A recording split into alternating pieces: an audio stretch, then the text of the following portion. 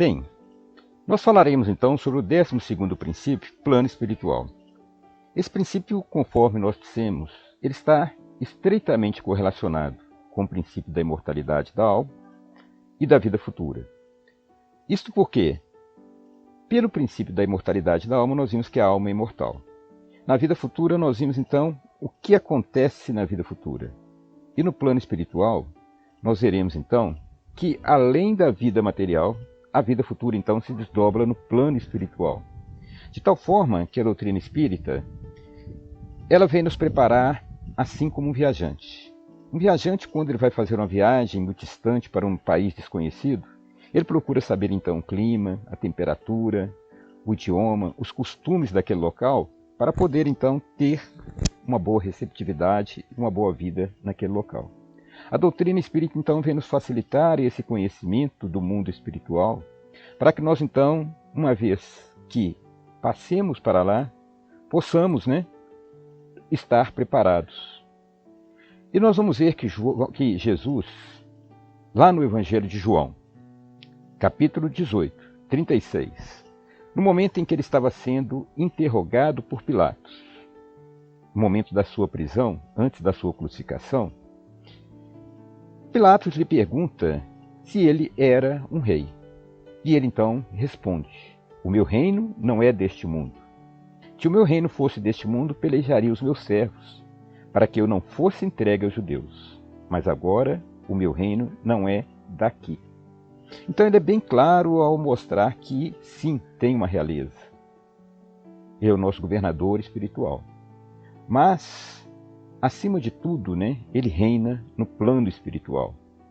E aí nós vamos ver, no livro O que é o Espiritismo, nos explicar que os espíritos revestidos de seus corpos materiais constituem a humanidade ou mundo corporal visível.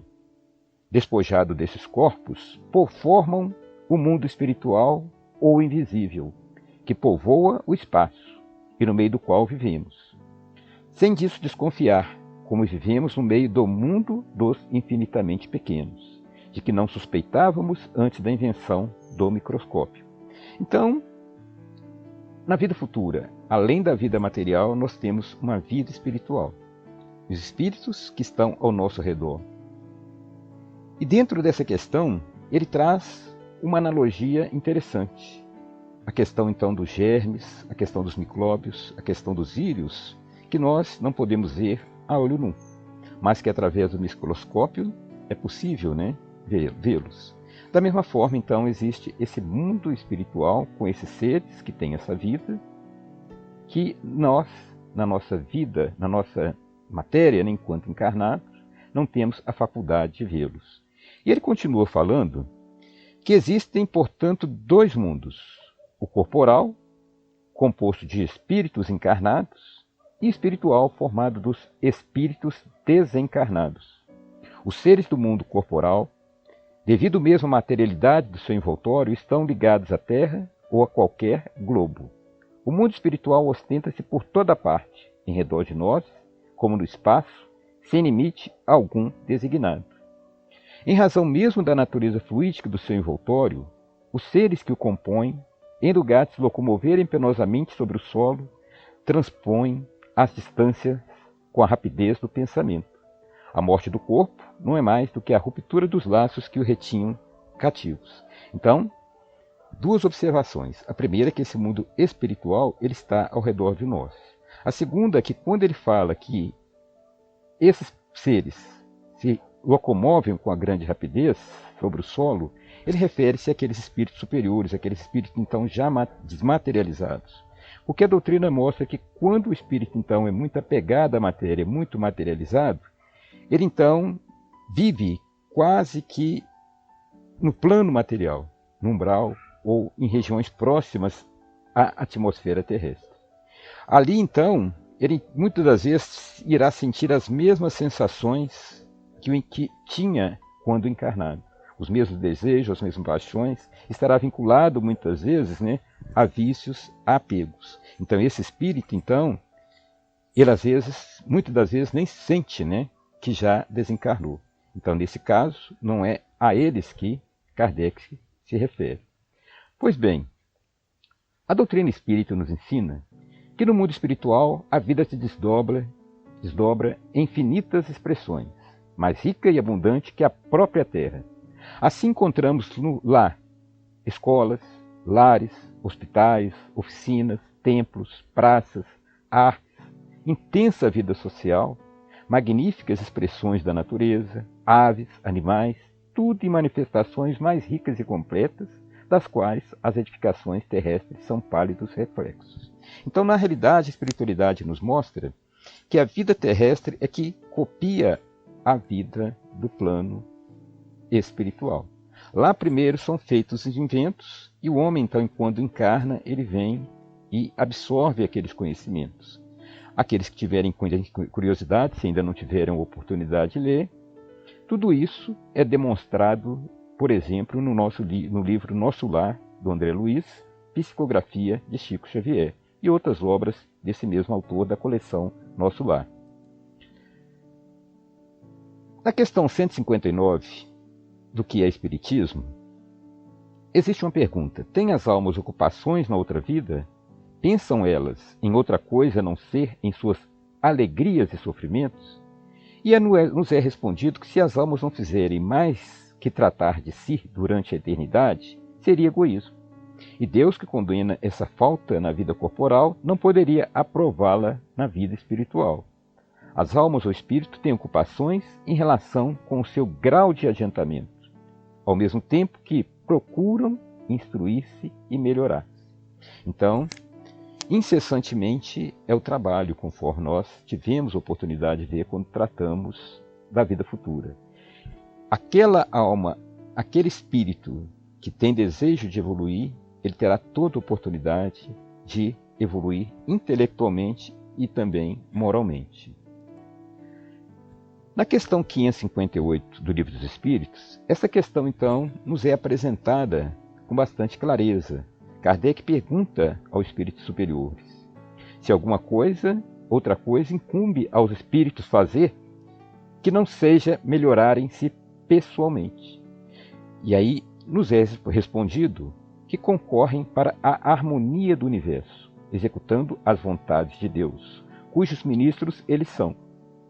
A vida espírita é uma ocupação contínua, mas que nada tem de penosa como a vida na terra, porque não há fadiga corporal nem as angústias das necessidades. Então nós vamos ver que Deus, ao invés de nos deixar ociosos, Ele então nos coloca como partícipes, como colaboradores da sua obra, nos dando então missão no plano espiritual, assim como nós temos nossas ocupações no plano material. O livro Céu e Inferno nos fala que todas as inteligências concorrem, pois, para a obra geral, qualquer que seja o grau atingido, e cada uma na medida de suas forças, seja no estado de encarnar ou no espiritual. Por toda parte a atividade, desde a base ao ápice da escala, instruindo-se, coadjuvando-se em mútuo apoio, dando-se as mãos para alcançarem o zênite, o objetivo. Então todos os espíritos da escala espiritual, desde aquele mais modesto até aquele mais avançado como Cristo, todos trabalham, todos têm a sua participação, tanto quanto encarnado, quanto no mundo espiritual têm as atividades para desenvolverem. E ele continua dizendo que assim se estabelece a solidariedade entre o mundo espiritual e o mundo corporal, ou em outros termos, entre os homens e os espíritos, entre os espíritos libertos e os cativos. Assim se perpetuam e consolidam pela purificação e continuidade de relações as verdadeiras simpatias e nobres afeições. Então, existe uma sintonia entre o mundo espiritual e o mundo corporal. Sintonia que vai se dar, então, com aqueles espíritos elevados superiores que vão nos dar a intuição, nos dar a proteção, ouvir as nossas preces e orações, mas que também, nós vamos ver na influência dos espíritos em nossas vidas, daqueles espíritos então menos felizes que irão, muitas vezes por vingança, por ódio, atuar na vida daquele encarnado que às vezes não esteja vigilante, não esteja em oração.